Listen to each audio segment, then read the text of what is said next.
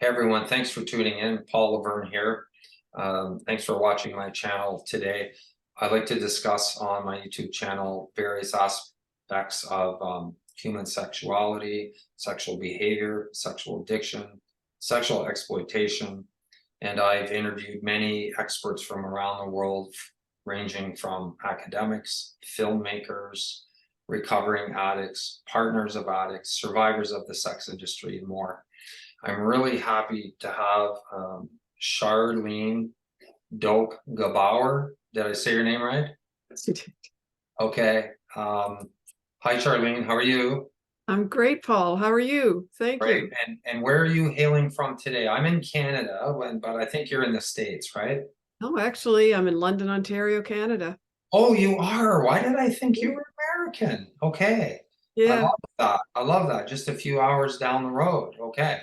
Right. So let me introduce Charlene. She's researched and written her Theory of Digital Supervision for Proactive Online Child Protection and is considered an expert in her subject. Charlene travels globally to share her expertise and leads audiences toward digital child and family protection. She's a global speaker and a keynote speaker for several conferences, including Crime Stoppers, schools, teacher conferences, corporate conferences, international conferences, and others. Charlene's been featured on radio and television shows presented in Canada, including Parliament Hill, the United States, Iceland, Europe, Nigeria, Australia, and India. She's the producer and director of the documentary Vulnerable Innocence and has won many, many awards. I will post links to her website in the show notes that you can check out later. So Charlene, let's get into it. Why don't we start with giving listeners an idea of your organization and exactly what you do in your speaking and teaching? Well, that's a loaded question, Paul. It I'll is. I'll start. I'm the founder and chair of a Canadian charity called Internet Sense First, and we raise money for therapy for victims of internet child exploitation, as well as money for educational sessions. And I started this 9 years ago Wow. uh, Okay. when my niece was a victim of child sexual exploitation, and at the age of 4. Your And it was, niece, your niece at 4. yes, You share it all about what happened with that? I do. She was victimized by neighbors. She would just go over and play, and the neighbors would use her for pictures and videos. And then she lived her life to the fullest and ended up living her life to the beat of her own drum, quite independent and a bit rebellious. And then at the age of 22, she was killed by a drunk driver. And I, in my work, I'm a computer science specialist and a network administrator, and discovered child pornography or child sexual abuse material on a computer. And there was really no going back. I decided, what can I do to help my family? And I thought, well, maybe I can use my computer science expertise. I started researching. My mouth dropped at the proliferation of the crime. And then I've written 2 books, developed my theory of digital supervision, and it just goes from there. What did you discover when you started looking into this? I discovered that the proliferation of the crime has risen by about 10,000% in the last 10 years. 10,000%. And that is a statistic by Thorne in the United States, highly regarded organization that does research in Okay. this area. And we're talking about the child sexual abuse material. And why do we use that term as opposed to the term child pornography? There's an organization, Canadian, that decided it would be better to call it CSUM, or child sexual abuse material, rather than child pornography. When I am speaking, I use them interchangeably just to keep everyone happy, but the general public understands child pornography, and it is written in the Canadian Criminal Code as child pornography, as well as in other criminal codes in the world. Okay. Because I've researched worldwide, and it's the same problem everywhere. People think it's just here or the United States. It's a global problem. Mm. I'm head of the G100, the global leader for childcare and protection. I have different countries that I work with, and it is a problem worldwide. Okay. Most countries are still using the term child pornography. And is there no differentiation between like Western world, the Middle East, Asian countries, Africa, South America? Is there any way that that breaks down, or is it literally a pandemic in every nation around the world? It's in every nation around the world. Wow. I've spoken with people in Africa. They have children being abducted on the streets, but they're Abducted also, on the streets. yes, but they're also having the internet problems. Like the children are being used online regularly in any country in the world. Right. And just to not get graphic, but this would range from just picture photos of children, not necessarily doing sexual things, but all the way up to children being forced to engage in sexual activities without their consent, correct? Yes, and I'll get into more of that when I talk about digital sex trafficking. Okay, perfect. So I was going to ask you what got you interested in this, but you basically answered that question. It sounds like it was the catalyst was like so many, I think, Charlene, in this field, like we have, you know, some kind of personal connection, because why the heck would you want to why why the heck would you want to read and think and talk about this of all things, right? And it just seems like so many of us have this personal connection, which leads to some curiosity, which leads to some investigation and some research, and then that's sort of the eyes wide kind of moment of, oh my gosh. And then you were one of those people, it seems, that decided that you needed to do something to make a difference, right? Well, when my niece was killed in the car accident by a drunk driver, I I looked into my sister's eyes and I wondered, what can I do to help? Because I always try to change a negative into a positive. Hmm. And I was just driven, and was getting success, and people saw this as a necessity, and I went on from there and haven't looked back. So explain what digital sex trafficking is. Some statistics if you want to, or examples, I guess. And is this, I haven't come across this exact phrase, so I was reading your website. So is this something you coined, or was that term already out there? That's my theory of digital sex trafficking. Okay. And I am tired of the term sextortion, because sextortion, people like to lump everything into the same thing. Okay. And the predator online, they find it very easy. There's an online predator handbook that tells them how to find the lonely child that will give a handbook. Oh yeah, it's in the dark web, and now there's a new handbook, online predator handbook for artificial intelligence. That is really scary. It is. And how to victimize our children, how to find the lonely one that will do what they want them to do, what's the conversation that will lead up to it. So that to me, the initial stage is not sextortion, it's digital sex trafficking, because quite often they will find a child and ask them to insert objects, for example, because these kids are alone on their devices everywhere. They're in a bedroom and insert objects, and excuse me, but graphically it's vaginally, anally, or orally. Yeah, yeah. And I mean, the UK, the Internet Watch Foundation in the UK have done research and said a lot of this coercion is coming from the EU, asking children to do these things. And it's probably because the UK is in the EU, or they're in that area, because it's coming from everywhere.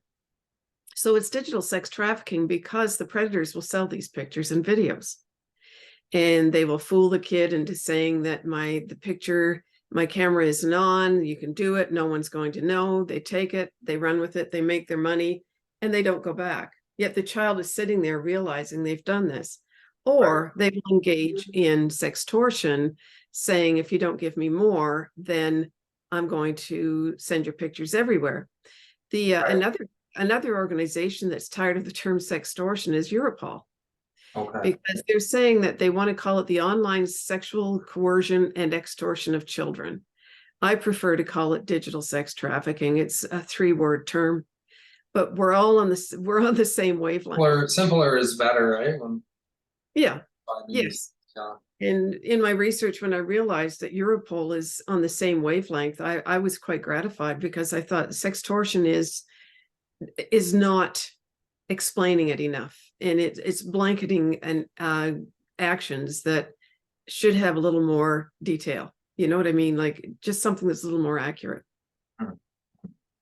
Yeah, well, and I've had clients who have not, they weren't minors. These were mostly early 20s, maybe late 20s, who got talking to someone online. They received would be, so this would be a man talking to a woman.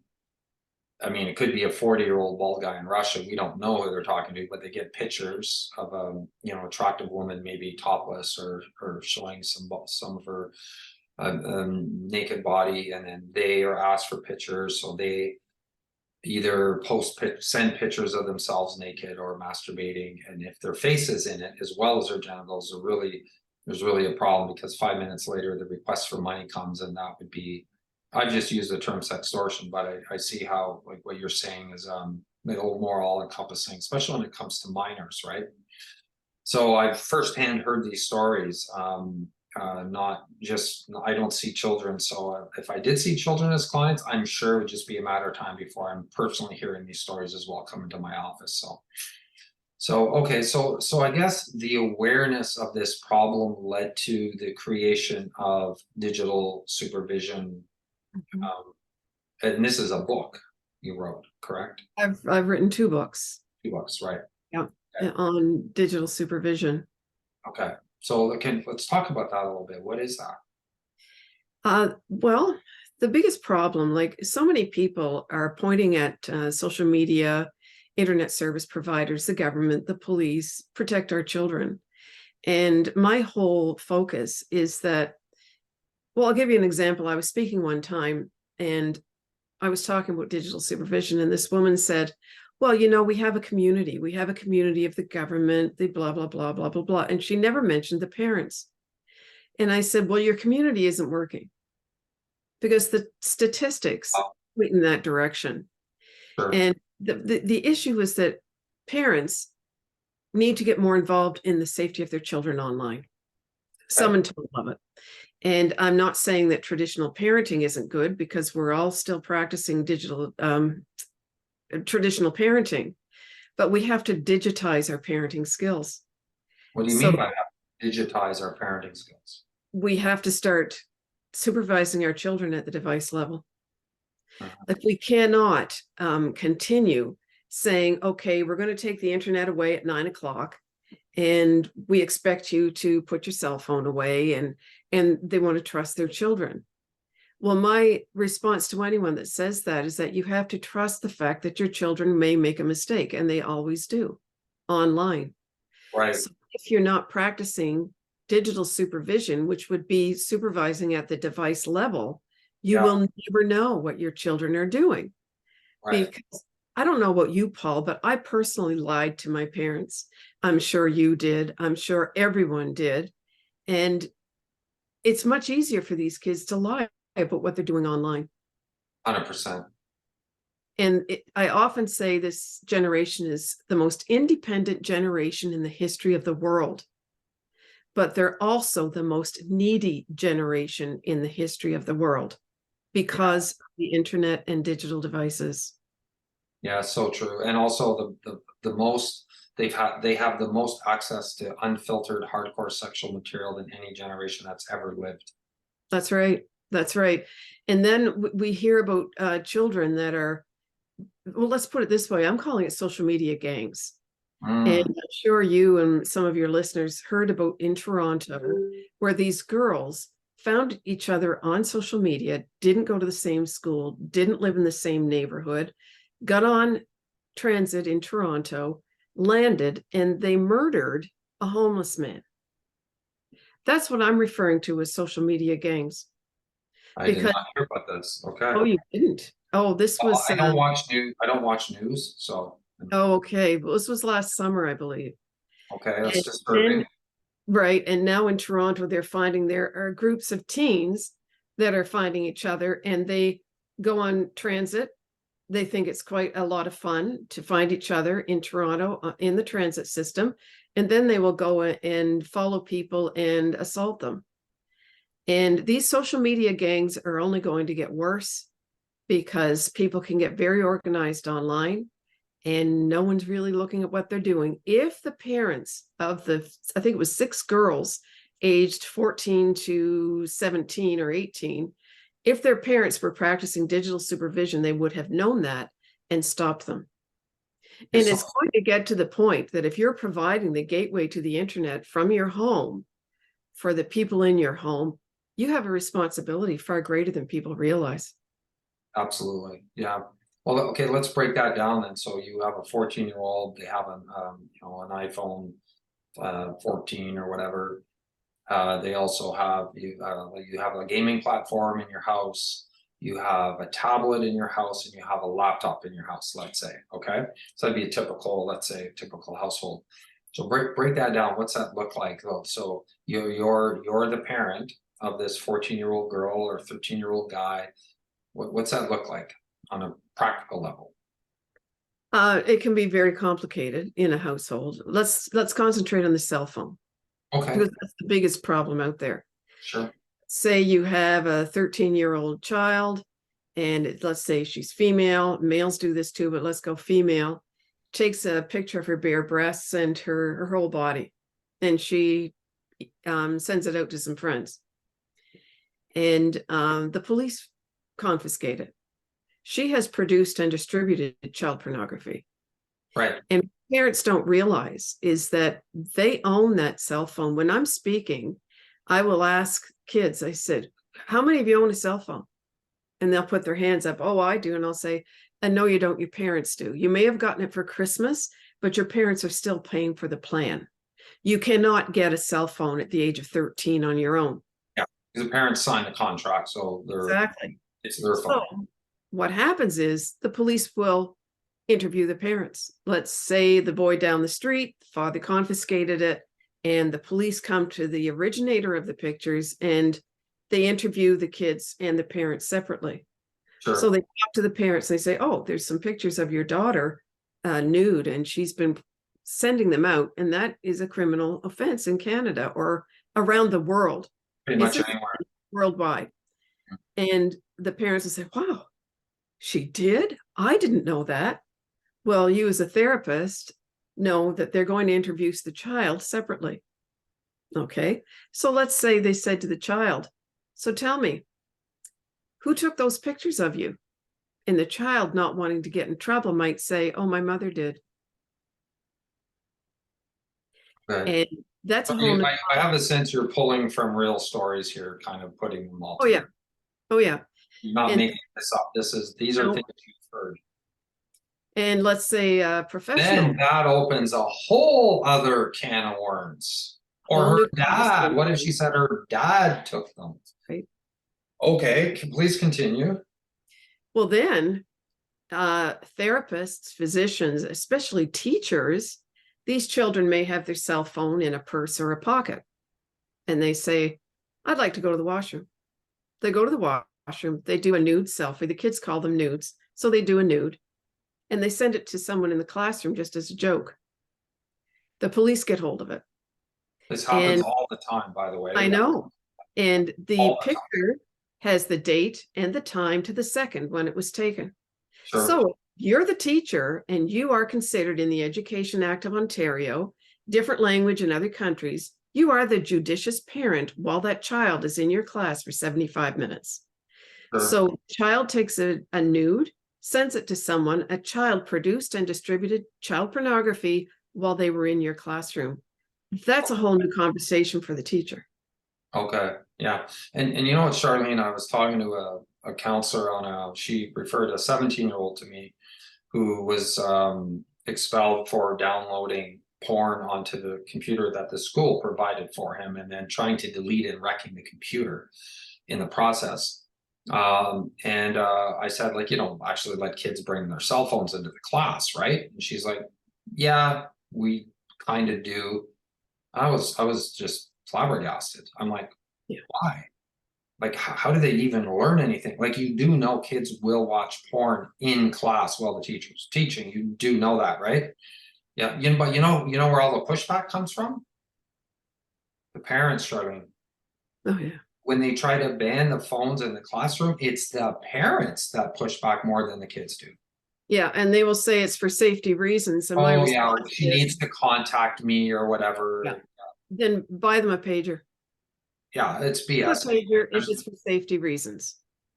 Well, it's BS because, oh, my daughter's gonna have an anxiety attack. Well, the teacher's right there, and the guidance counselor and the principal, and like, you're surrounded by adults who are charged with your care. So come on. Yes, that's right. Hmm.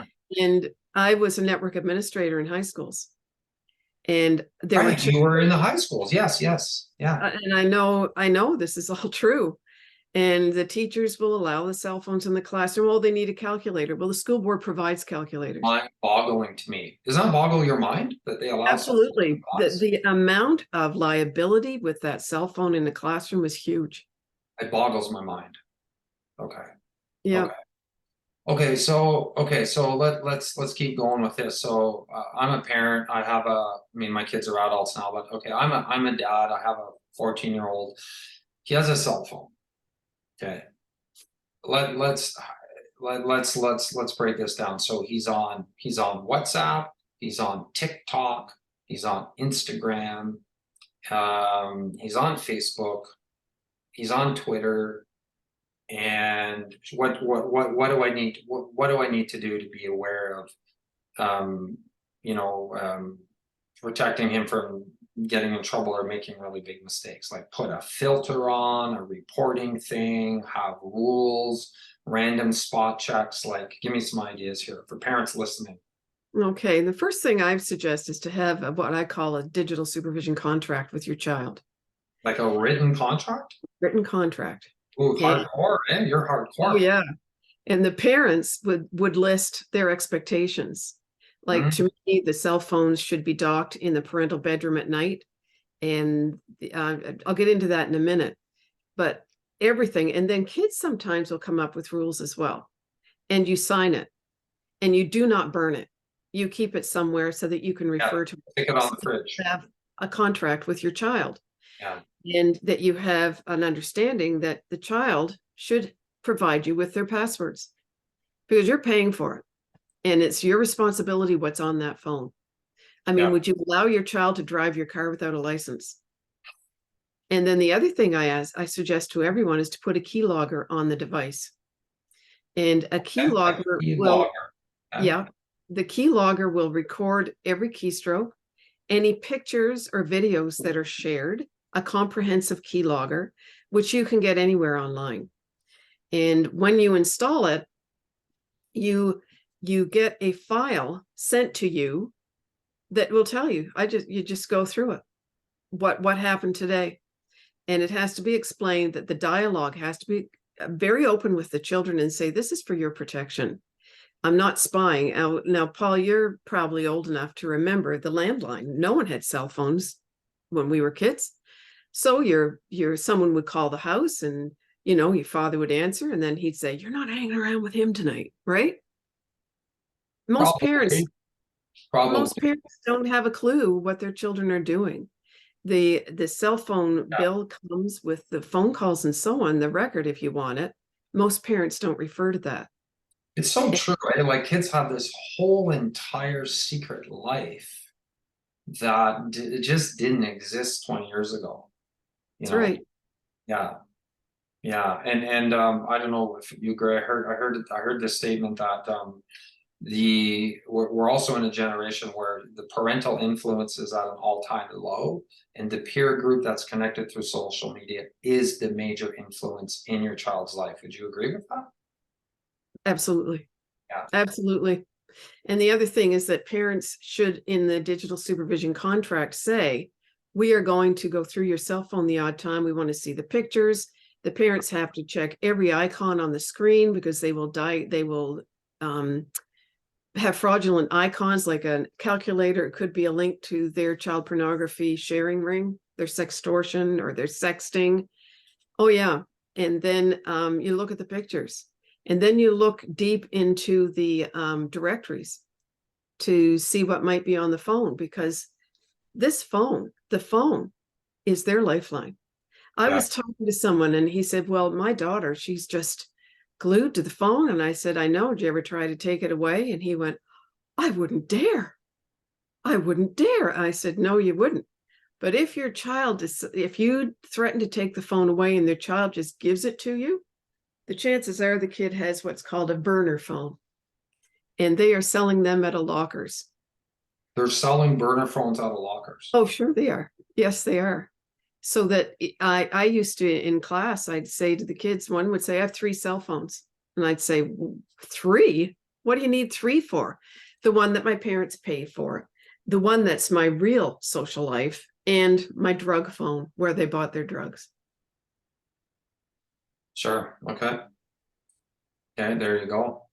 Yeah. And it's far more regular than people realize. Yeah.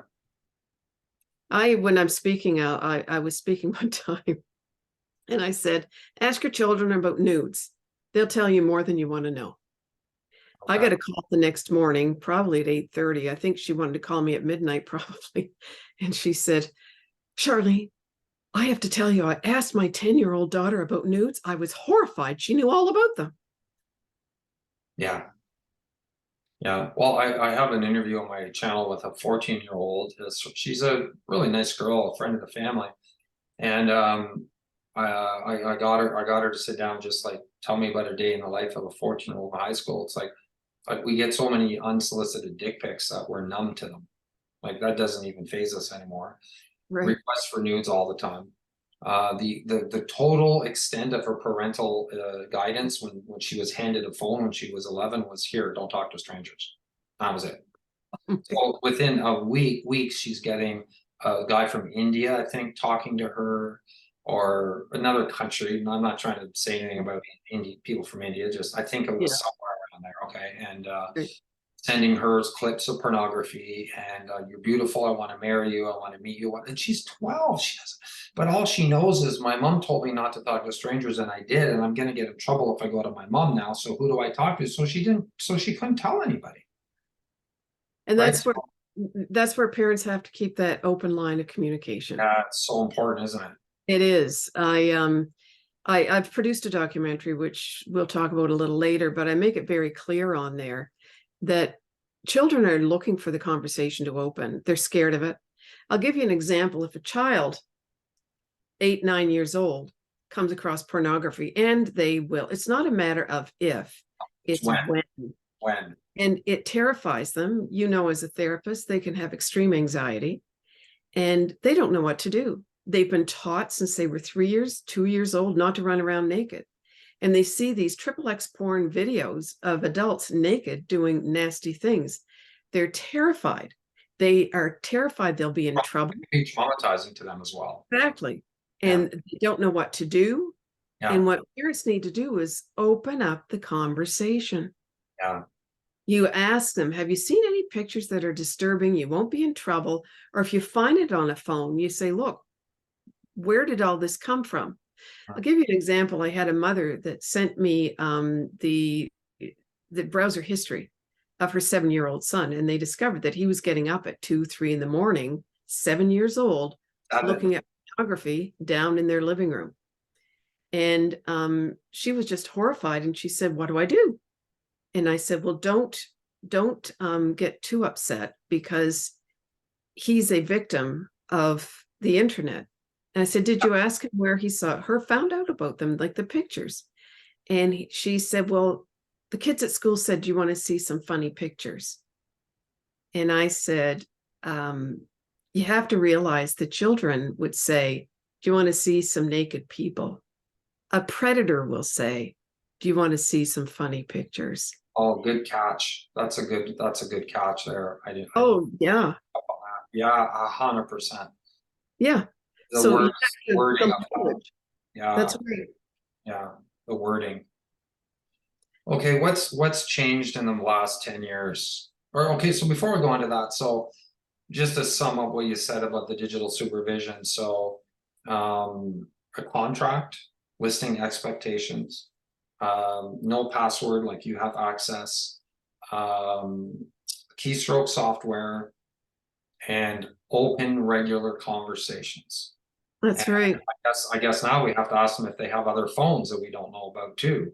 And then how would you even know if they're lying to you, right? Like at what point do you have to give your kid the benefit of the doubt, and at what point do you become the private investigator and the porn cop kind of thing? Like who wants to go into that, go that far, right? A lot of people, well, digital supervision, just to explain, comes in 3 parts. Okay. The first part is awareness. And I talk about that more than anything because unless I do, no one's going to believe it and no one will buy into digital supervision. The second part is proactive methods. And I'm a computer science specialist in education and a network administrator, and I've developed it to be extremely user-friendly and not horrendously expensive. So the methods are there, and the methods are digital supervision contract, keylogger, that sort of thing. The third part, which parents need to realize, is hope. We can do this. I tell everyone, so many people will tell me, my kid's so good on computers, he knows more than I do, which is a red flag to me because they need to investigate it and try to learn as much as your kid. But these children are not geniuses because they can operate these devices. Right. They're all user-friendly. The cell phone is user-friendly. You walk your way through it, look at the settings and everything, you can learn it. The gaming systems, everything else, they're user-friendly. Do not let a child intimidate you on their pseudo knowledge about these devices. Sure. Because if they can learn them, everyone else can learn them. Don't sit back and say they know more than I do. It's our responsibility as parents to learn what these children are doing and get involved. Right, absolutely. Okay. Yeah, like again, it comes back to the relationship, having those conversations ongoingly, not one time when you give them the phone, weekly, daily, weekly, monthly, as needed, that sort of thing, and not with an angry, shaming demeanor. I think that's important to the kids to know. Like I remember talking to my boys, I have 2 sons, and saying like, hey, you're gonna see porn, it's just a matter of time. I will never be angry at you. You come and tell me. Right. Okay? You come and tell me. And if this becomes a problem, because this is something you need to stay away from for various reasons, and I talked about that. But you need to come and tell me if you need to talk about this, and I promise you that I won't be angry. That's perfect. Yeah. So many of these kids, especially the boys, they get on the porn, don't want to talk about it. They become addicted, and then I'm sure you know about this, Paula. They have erectile dysfunction, so that they're talking about before sex kissing, and the children, instead of smiling and saying, "Oh, how would you like to go out?" they'll say, "Send me a nude. I want to know if you're worth it." I don't know if you're worth it. Yeah.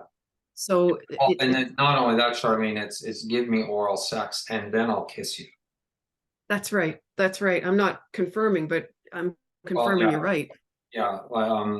I've known Melinda Tankard Reese in Australia for a few years, and I don't know if you've heard of her, Collective Shout, amazing woman. She does similar work to you, like you guys are right in the same wheelhouse. And she's gone around to schools and talked to thousands and thousands and thousands of kids. Her interviews, she was the very first interview I did on my channel, actually. And all the stories you're telling, and then some. And these are the things that kids are telling her, requests for oral sex in the bathroom in between classes, give me oral sex and I'll kiss you, or I'll go out with you, constant requests for nude pictures, then sharing the pictures. If you don't have sex with me, I'm going to share the pictures, and it goes on and on and on. And this is in parents in every high school. If your kid's going to a high school or a middle school, this is happening in that school, guarantee you. Oh, absolutely. Yeah, they call it sex before kissing. Oh, it's a thing now, is it? Okay. Yeah. Oh, yeah. Right. Yeah. What's the shift in the last 10 or 20 years, or like how long have you been really involved in this work? About 10 years? 9 years. 9 years. Well, Well, from year one to 9, what have you seen shift, if anything? The number of social media platforms and the fact that there's live streaming on all of them. And Okay, it's live streaming because predators love it. They can get children doing things online live. They get off right away. They've recorded it, but they haven't requested any type of exchange. It's just live streaming.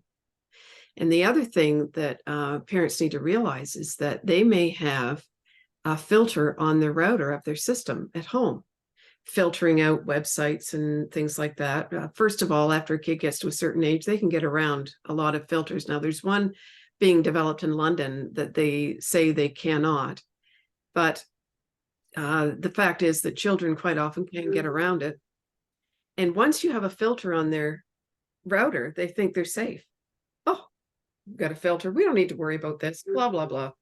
Well, unfortunately, the filter will only work on the host computer and the machines in the house. When a child gets on a gaming platform, they are outside of that filter and they're on the gaming platform. Like if they're on Roblox, none of your filters are going to work there because they're on the gaming system, the gaming router. And parents don't realize these predators are all over online games.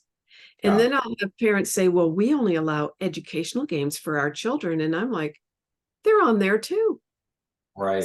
Because they know they're the most sheltered child that they may be able to convince and threaten. We'll tell your parents and the children will do it. Like it's just one thing after another. And because of the online predator handbooks, just for predation as well as artificial intelligence now, the children are sitting ducks without parental supervision directly on the device level. Right. Yeah, well, here's a good story for you too, from a client who was playing. I can't think of a more innocuous game than Scrabble. I used to play with my grandmother. Right. Playing an online Scrabble game and gets in a conversation with another woman. Over time, this person was grooming him and ends up with sending the pictures and then the request for money. Okay. So I'm just saying that because it literally doesn't get any more innocuous than Scrabble, but they're literally everywhere. And it's naive not to think so. And people listening are like, what do you mean? Like there's sexual predators that are everywhere that are on purpose getting on these games and platforms so they can deliberately lure children?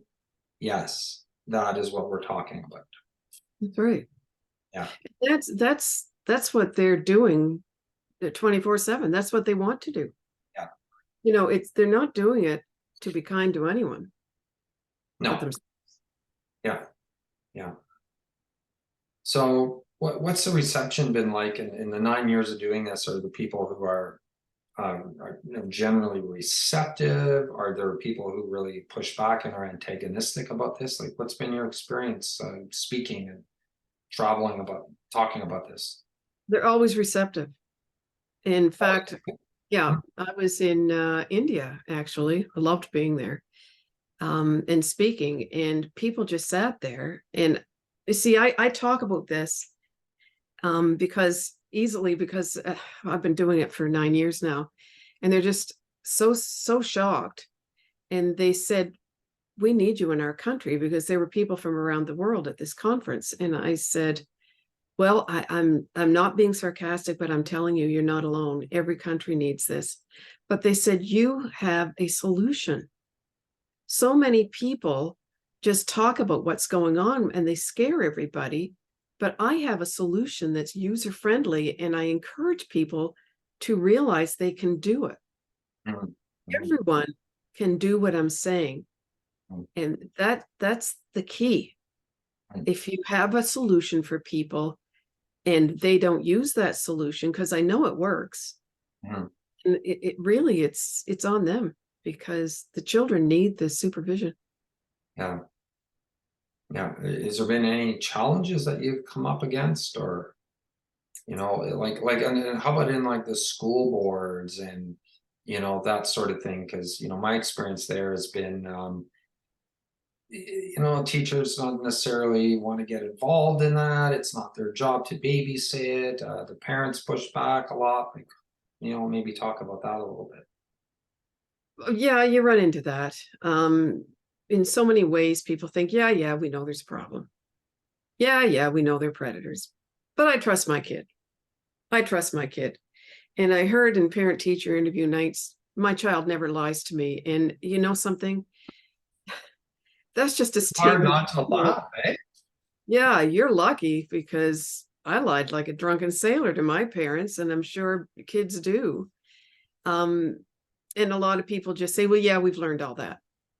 Well, there's a problem when the police are coming to me and asking me to speak to people because they do not have the time to research.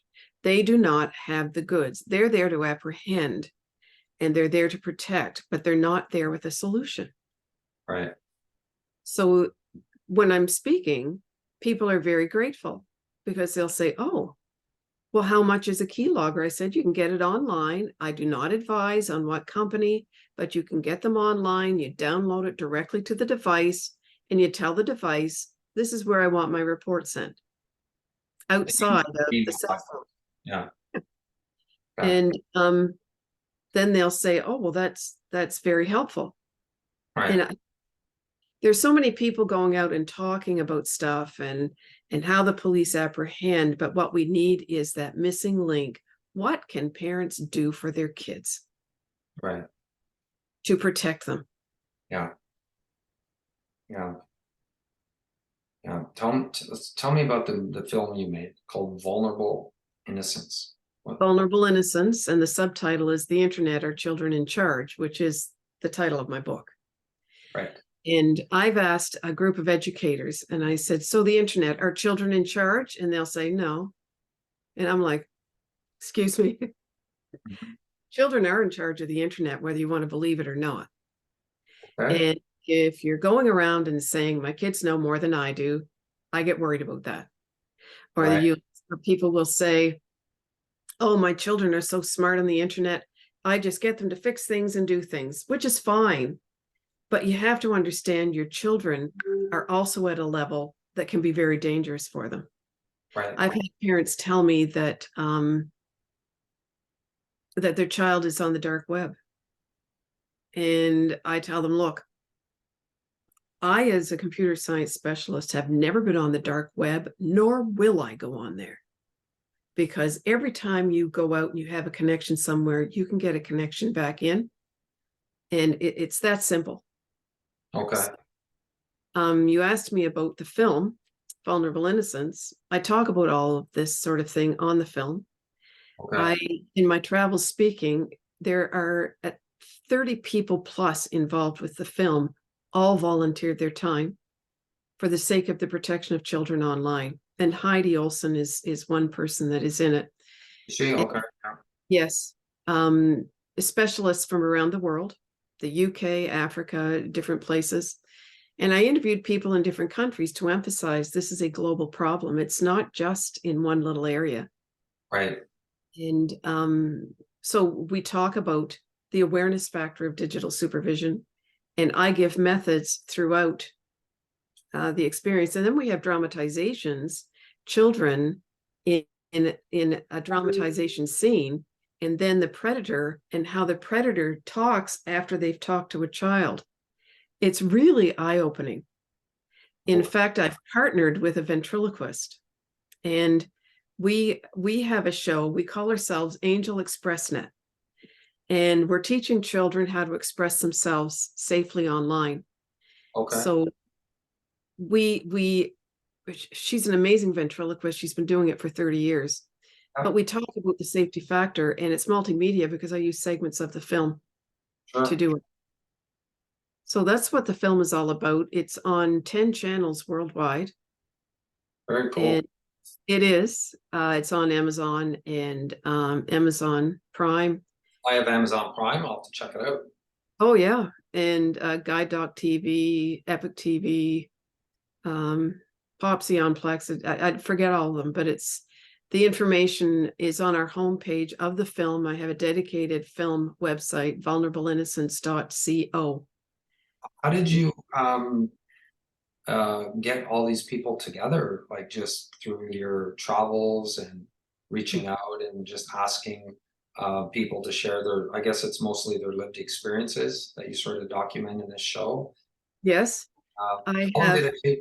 Sorry, go ahead. Well, I've met people in different countries that I've spoken in. Yeah.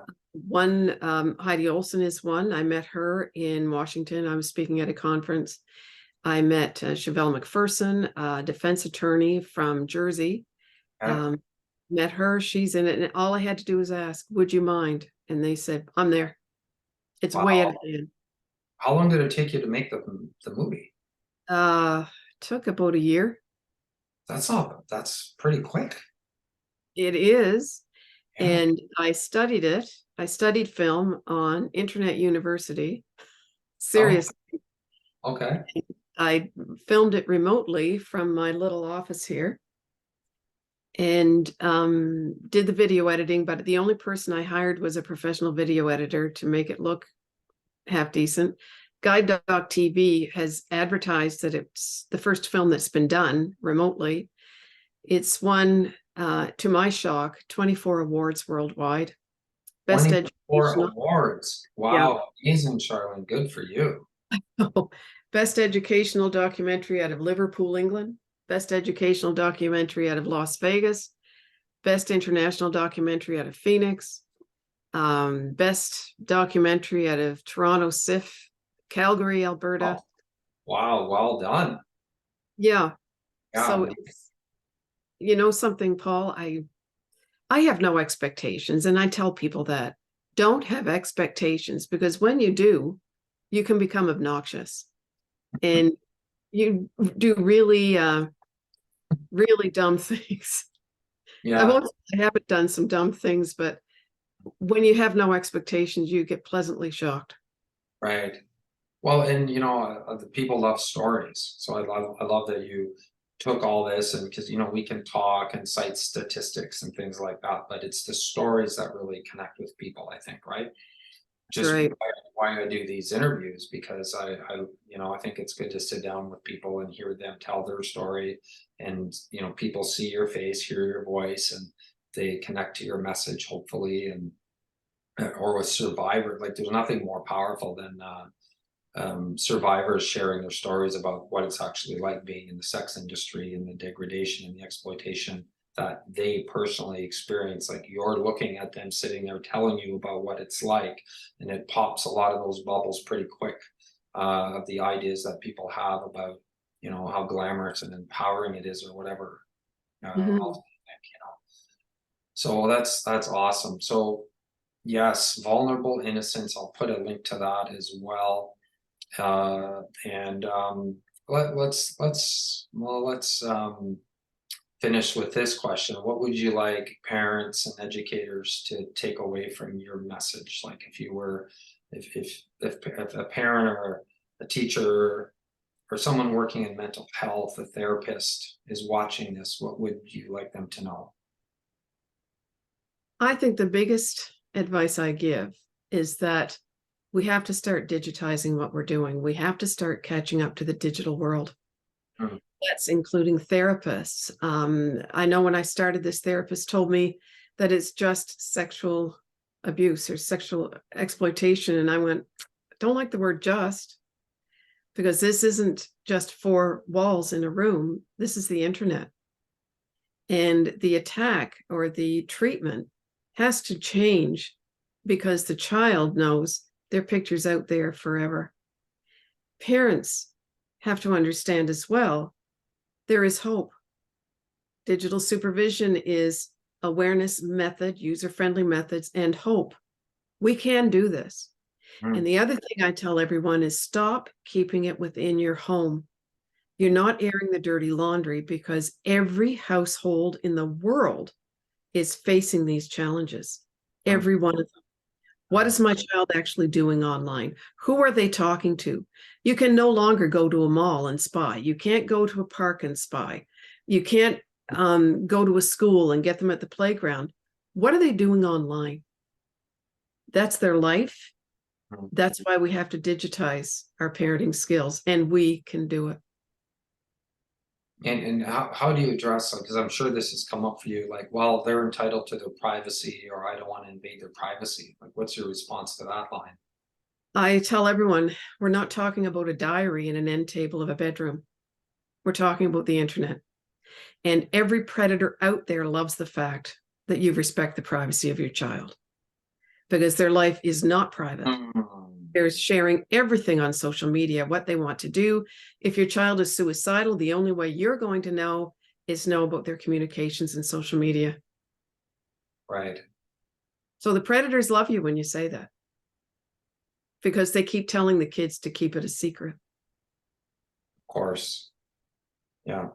And how many times, just thinking of as you're talking, other questions, but how often does this end up in face-to-face meetings, between predators and people they're grooming? Because, from what you're saying, digital sex trafficking, most of the time, the predator and the victim will never meet in person. Or they could be anywhere in the world, right? But they're still getting the images and pictures and selling them or sharing them or posting them. But how often in your experience does this end up in a real world encounter? NCMEC in the United States has done research, and they said it takes less than 30 minutes for a child to send a picture or video or to meet someone in person. Okay. Be convinced. And the other thing I want to point out is that I've spoken at many anti-human trafficking conferences. And the same story is just about the same. In-person sex trafficking is they're destitute, they're on drugs, they have no food, they have no money, and a pimp comes along and gives them all that, and then they start pimping them out. Sex trafficking now is digital sex trafficking, excuse me, and most of it starts online. The Right. meeting, the grooming, all of that starts online. And until we start digitizing all of our skills, it's not going to get much better. Yeah. Yeah. All right. Well, that was very informative and enlightening. And what's in the works for you? Anything you're working on, Charlene? Anything come down the pipe for you next? Yes, I have a number of speaking engagements, but I'm the child care and protection global leader for the G100 group. The head office is in India. And I'm working with about 38 different countries about child care and protection. And we are preparing a report, which the roadmap is coming up that we are going to present possibly to the General Assembly of the United Nations. And the head of the G100 knows, has connections worldwide and said, this is possible. There are steps and we will follow those steps. And I'm hoping that this will come to fruition because it's needed, very necessary. And for those who aren't aware, what is the G100? G100 is a new group out of India. There's 100 countries involved, 100 global leaders, and I'm the child care and protection leader. And it's a group that Dr. Harbin Arora has developed. And if you look her up online, she's an amazing human being. Okay. And did you meet her when you were over there speaking? I met her. I've spoken for her in Santa Barbara, Iceland, India, and Holland. Wow. So I met her. In fact, my husband and I were invited to her wedding. If it wasn't a 13-hour flight, we would have gone. Oh, Yeah. that's a long flight. What's your favorite country of all the places you've been to? Just curious. Oh, wow. That's a big question. Well, I think the country I would go back to in a heartbeat is Iceland. Oh, I thought you would say that. I don't know why. It Unique just, landscape or scenery? What is it? it's just beautiful. Yeah. And when we were there, we said, how do we get to a local restaurant? And they said, oh, just take the public transit. Well, we walked there. It took us 30 minutes. It's just a great spot. You see the volcanoes. We swam in the Blue Lagoon, and it was just wonderful there. Mm. Yeah, everyone I know has gone there. It's really, really enjoys it. Did you go in the summer or the winter? If I remember right, it was, I think, October. Oh, okay. So Yeah. it was cool, Yeah. but Blue Lagoon was nice and hot on top of a volcano, so it was great. That's a natural heated body of water, right? The Blue Lagoon. Well, there is a pool on top of the volcano that's heated by the volcano. Not a little risky swimming on a volcano. We thought about that when we were there, but we didn't want Take our chances, eh? to take our chances. Take our chances. Wow. Okay. Well, thanks, Charlene. We'll, I think we'll wrap it up there, and I really appreciate your sharing your time and expertise. And you know, really want to encourage you to keep up the great work. And I encourage our listeners to check out the movie Vulnerable Innocence and Charlene's website. And if you're watching this and you're an educator or part of an organization and want Charlene to speak, her information will be there. Please contact her. So take care, Charlene. Thank you, Paul. It's been a pleasure. Thank you. Bye for now.